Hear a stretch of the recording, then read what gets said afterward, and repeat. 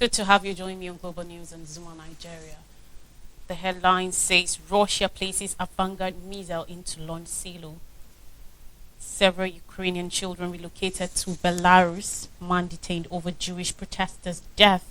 Russian artist jailed for 7 years for anti-war protests. And Hamas captive's body found near Gaza hospital. Stay with me for these more stories. According to a defense ministry report, Russia's rocket forces have loaded an intercontinental ballistic missile equipped with the nuclear-capable Vanguard hypersonic glide vehicle into a launch silo in southern Russia. In 2018, President Vladimir Putin announced the Vanguard hypersonic glide vehicle, saying it was a response to the development of a new generation of weapons by the United States. As it approaches its aim, the Vanguard detaches from the rocket and can maneuver sharply outside the trajectory of the rocket at hypersonic speeds of up to 27 times the speed of sound, about 21,000 miles per hour or 34,000 kilometers per hour. According to reports by the Russian Defense Ministry on Thursday, it showed a ballistic missile being transported to a launch silo, slowly raised into a vertical position and then lowered into a shaft in the Orenburg region near Kazakhstan. Russia installed its first Vanguard-equipped missile in 2019 at the same Orenburg facility. Russia and the US, by far the world's biggest nuclear powers, have both expressed regret about the steady disintegration of arms control treaties which sought to slow the Cold War arms race and reduce the risk of nuclear war. But they are also developing a range of new weapon systems, including hypersonic ones, as is China. The US casts China as its biggest competitor and Russia as its biggest nation-state threat, while US President Joe Biden argues that this century will be defined by an existential contest between democracies and autocracies. Russia says the US's post-Cold War dominance is collapsing. According to research from Yale School of Public Health Humanitarian Research Lab HRL, Belarus has been collaborating with Moscow in the forcible transfer of thousands of Ukrainian children from Russia-occupied Ukraine in a program directly overseen by the country's President Alexander Lukashenko. On Thursday, the report released said at least 2,442 children aged between 6 and 17 years old had been taken to 13 facilities across Belarus since Russia started its full-scale invasion in February 2022 until the end of October this year. Russia and Belarus are targeting children for removal from Ukraine, coordinating their transport from occupied Ukraine through Russia to Belarus and subjecting children to re-education, sometimes including military training, the Yale HRL researchers said. They said Belarus authoritarian leader Alexander Lukashenko, a close ally of Russian President Vladimir Putin, had jointly directed and co-funded the deportations with Putin under the Union State initiative that was first agreed back in 1996. Belarus' direct involvement in Russia's forced deportation of children represents a collaboration between Belarus' authoritarian leader Lukashenko and Russia's President Vladimir Putin, with numerous pro-Russia and pro-regime organizations facilitating the deportation, they said. Putin is already the subject of an international criminal court arrest warrant over Moscow's alleged forcible transfer of Ukrainian children from occupied territories, along with the country's children's commissioner, Maria Lvova-Belova.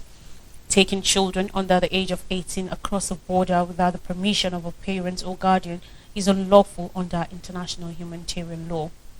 Kyiv, which approximates some 19,000 children, have been abducted and has already said it is investigating Belarus' alleged involvement in this very policy. In September, footage released by Belarus showed dozens of Ukrainian children arriving in the country from Donetsk, Luhansk and Zaporizhia regions for a 3-week holiday. The children were shown getting out of a train carrying backpacks and suitcases, mostly looking solemn. The head of the charity leading the program, Alexei Talay, said Lukashenko had described it as an important humanitarian project that needed to continue. Talay was also mentioned as a facilitator in Thursday's report. The Yale HRL is part of the Conflicts Observatory, which receives funding from the United States. These revelations of Belarusian involvement are part of a broader campaign directed by Russia, the US State Department said in a statement. Members of Russia's military and government have deported hundreds of thousands of Ukraine's civilians to Russia, including children who have been forcibly separated from their families. The United States will continue to pursue accountability for actors involved in abuses connected with Russia's war against Ukraine. Moscow has denied allegations that it is involved in forcible transfers or separating children from their families. The Yale HRL report said the children had been taken from at least 17 cities in Ukraine's eastern Donetsk, Luhansk, Kherson, and Zaporizhia regions, parts of which are occupied by Russia. They were put on trains to Rostov-on-Don in Russia before being transported to Belarus. It said over 2,050 of the children had been taken to the Dubrava children's camp in Minsk, the Belarusian capital. The researchers said it was not clear how many of the children had documented remained in Belarus. Now, a California University professor, Lael Al-Naji, has been indicted with involuntary manslaughter and battery in the death of a Jewish protester during dueling pro-Palestinian and pro-Israel at rallies. Paul Kessler, 69, died after falling and hitting his head during protests over the Israel-Hamas war earlier this month near Los Angeles. Earlier on Thursday, Al-Naji, a professor of computer science of Moorpark College, was arrested, Ventura County Sheriff's Office said in a statement. Ventura County District Attorney Eric Nasarenko later said Al-Naji will be charged with accounts each of involuntary manslaughter and battery. Kessler, who died on November 6th, was among a group of pro-Israel protesters who appeared at a pro-Palestinian demonstration in Thousand Oaks, a suburb northwest of Los Angeles, the earlier day. Earlier this month, Ventura County Sheriff Jim Freihoff said, according to reports, that investigators had determined that Kessler fell backwards and struck his head, but video footage did not provide a clear view of a physical altercation between the two men before the fall.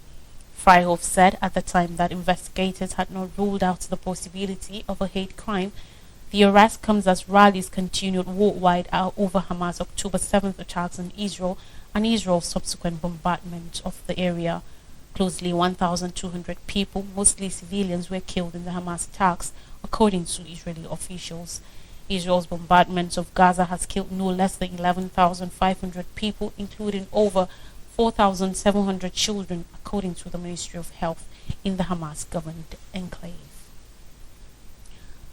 Alexandra Skoshenko, Russian artist, has been condemned to jail for 7 years after being found guilty of spreading false information about the Russian military by replacing a handful of supermarket price tags with messages criticizing the war in Ukraine. The 33-year-old, known as Sasha, is one of several Russians to be detained, fined or jailed for speaking out against Moscow's invasion of its neighbor amidst an increasing crackdown on free speech and opposition to President Vladimir Putin. Skoshenko was arrested in her native St. Petersburg in April 2022 after an elderly customer at the supermarket found the slogans on the price tags and notified the police. On Thursday, Judge Oksana Dimeshiva delivered the verdict hours after Skoshenko, who has a congenital heart defect and celiac disease, had made a final statement to the court asking for compassion and to be set free. As well as the prison term, the artist was banned from using the internet for 3 years. Skoshenko's lawyers left without giving any comment. Skoshenko's arrest came about a month after authorities adopted a law effectively criminalizing any public expression about the war that deviated from the Kremlin's official line. Now to Israel-Palestine conflict. The body of Yehudit Weiss, one of close to 240 people had been taken captive by Hamas during its October 7th attacks, has been recovered, Israel's military said in a statement. Military officials said on Thursday that Weiss, a 65-year-old mother of 5, was found by Israeli soldiers in a structure adjacent to the Al-Shifa hospital. Yehudit was murdered by the terrorists in the Gaza Strip, and we didn't manage to reach her in time, Israeli military spokesman Daniel Hagari said, according to reports. On October 7th, Weiss was taken from Kibbutz Be'eri when Hamas fighters stormed into southern Israel in the largest attack on the country in decades. Weiss' husband Shmuluk Weiss was killed in their home during the attack, according to Israeli officials. Bring Them Home Now, a support group from the captives' their families, described Weiss as a loving full-time grandmother who had a love of traveling, baking and sports. The group said she had been recovering from breast cancer at the time of her capture. Israeli officials said military equipment, including Kalashnikov rifles and RPGs, were found in the same location as Weiss's body. The announcement came as Israeli forces continued to undertake a major military operation at Al-Shifa Hospital, the biggest medical facility in Gaza, amid growing concern for the welfare of patients and staff inside and dwelling narratives about the complex's role in the war. Israel has claimed that the hospital has been used as a Hamas command center, and on Thursday released a video showing images of a cache of weapons and a hole in the ground surrounded by rubble. Hamas and hospital officials have denied Israeli claims that the complex has been used to plan and carry out military operations. Hamas official Bassem Naim described the claims as a farce and said the group did not rule out the possibility that Israeli soldiers had planted the weapons themselves. Ashraf Al-Qudra, a spokesman for the health ministry in Gaza on Thursday, cautioned that thousands of women, children, sick and wounded were at risk of death at the hospital as Israeli forces continue to occupy the complex. On more stories still on Israel-Gaza conflict, Blinken urges Israel to halt West Bank violence. Antony Blinken, United States Secretary of State, has urged to take urgent measures in the hostility being carried out by the Israeli settlers against Palestinians in the occupied West Bank. The top U.S. diplomat made the call in a telephone with Benny Gantz, a centrist opposition leader who joined Israeli Prime Minister Benjamin Netanyahu's wartime cabinet after Hamas' October 7th attacks on Israel. The State Department said in a statement on Thursday that Blinken stressed the urgent need for affirmative steps to de-escalate tensions in the West Bank, including by confronting rising levels of settler extremist violence. Blinken also deliberated efforts to augment and accelerate the delivery of humanitarian assistance into Gaza, secure the release of captives held by Hamas, and prevent the war from widening into a broader conflict, the State Department said. Israeli settler violence has increased significantly since the start of the Israel-Hamas war, rising from an average of 3 incidents to 7 per day, according to the United Nations Office for the Coordination of Humanitarian Affairs, OHCA.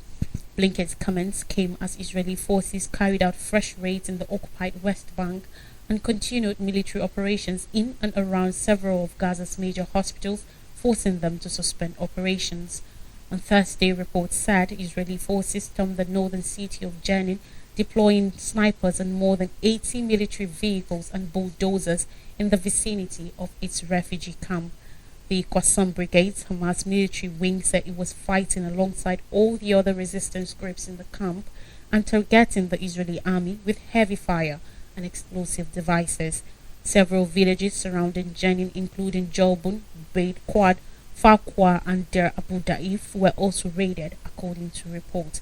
In Gaza, Israel's military had resumed attacks on the Jabalia refugee camp in the north of the enclave, hitting numerous residential houses. Residents in Jabalia have sought refuge at a United Nations shelter that is close to the Indonesian hospital, where services have ground to a halt amid Israeli attacks, and staff and patients are running very low on food and water. Israeli forces also continue to occupy the Al-Shifa hospital, the enclave's biggest medical facility, where Israeli officials have claimed to have located weapons and other evidence proving the existence of a Hamas command center. Hamas and doctors at the hospital have denied Israeli claims that the complex has been used to stage military operations. Moving now to African shores, Malawi president holds government officials' foreign flights. On Wednesday evening, Malawi's President Lazarus Chakwera launched a series of measures targeted at tackling the country's economic distress.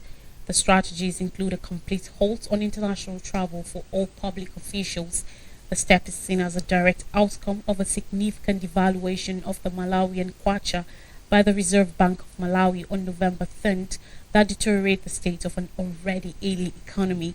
In making those painful adjustments, I myself have to lead by example, the president said.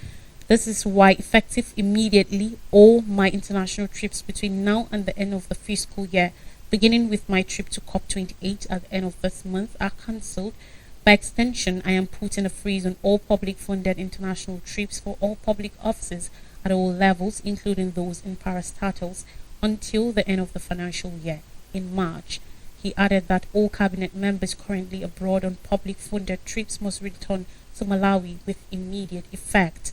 From now on, only travel deemed absolutely essential will go ahead pending personal authorization from the presidency. Fuel entitlements for cabinet ministers, principal secretaries, directors, and all members of senior management of public institutions were cut in half with immediate effect. The criteria for local trainings and local travel, as well as a cap on how much of their budgets can be spent on allowances for such trainings and trips, will be circulated to all public institutions. The President also have all directed the Minister of Finance and Economic Affairs to review the pay as you earn income task and incorporate a reduced percentage in the new budget he presents to Parliament in a few months, so that workers whose incomes have lost value in the devaluation are helped with a lower tax burden. That comes with a reasonable wage increase for civil servants. The Malawi Energy Regulatory Authority announced in statement last week a hike in fuel and electricity prices following the devaluation. Still ahead on the news, vote counting begins in Madagascar presidential race. Collation of results is underway in Madagascar after the first round of voting in the country's highly contested presidential polls, which took place on Thursday following weeks of violent protests. 10 out of the 12 opposition candidates called for citizens to boycott the vote, saying the conditions for a fair election had not been met. They said the participation rate was the lowest in the country's history, at around 20% in a statement after polling booths closed, citing provisional figures from electoral observers. There were reports of queues at polling stations in areas that support incumbent President Andry Rajoelina, while there were few voters seen in opposition neighborhoods. The opposition grouping had been pushing for a postponement of the vote, a call backed by civil society groups. It also demanded new people be put in charge of the Electoral Commission and a special court be set up to hear vote clashes. But Rajoelina, who stated confidence in being re-elected, dismissed this as a political scheme and brushed off the weeks of protests that have rocked the island. Poor turnout will possibly strengthen the hand of the opposition grouping, which has promised to continue protesting until a fair election is held. Final results are not expected for at least a week. Now we'll go on a short break, and when we come back, I'll bring you more stories from Nigeria. Do stay with us.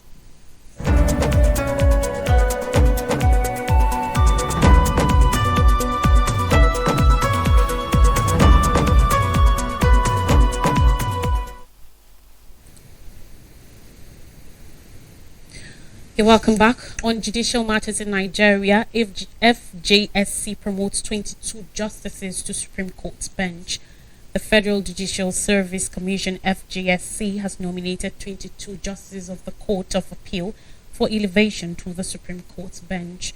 On the list forwarded to the National Judicial Council (NJC) was Justice Haruna Zamani, who led the panel that affirmed the election of President Bola Ahmed Tinubu.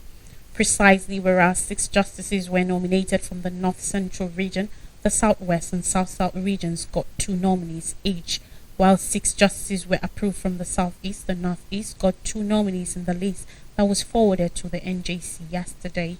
The development came just 4 days after President Tinubu pleaded for qualified, experienced, and diligent private legal practitioners to be appointed to both the Appeal Court and the Supreme Court's bench.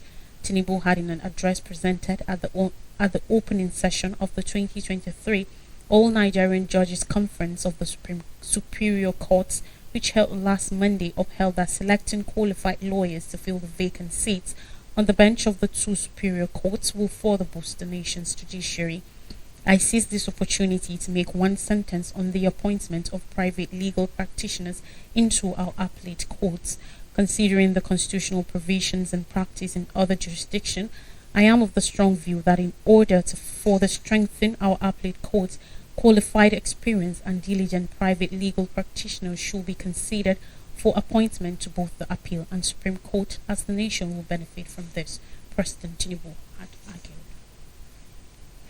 And finally, on the news on economy, Wale Edun insists on end to borrowing. On Thursday, the Minister of Finance and Coordinating Minister for the Economy, Wale Edun, emphasized that Nigeria could no longer depend on borrowing to fund the 2024 national budget. Edun stated this when he appeared before the Joint Senate Committee scrutinizing the 2024 to 2026 medium-term expenditure framework and fiscal strategy paper led by Senator Sani Musa. The minister said the country must make crucial sacrifices to generate adequate revenues to decrease its present high deficit financing.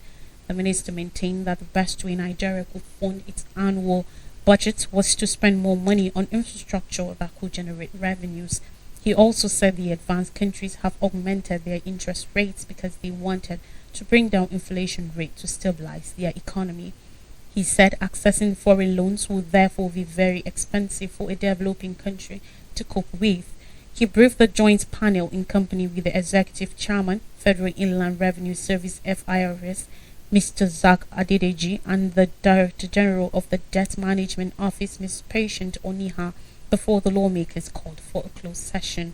Earlier, the chairman of the joint panel scrutinizing the MTEF FSP, Senator Sani Mohammed Sani, expressed the fears that the revenue projections of the ministries, departments, and agencies of the federal government that had so far appeared before this panel were a far cry to what the federal government was proposing as income in the 2024 fiscal year.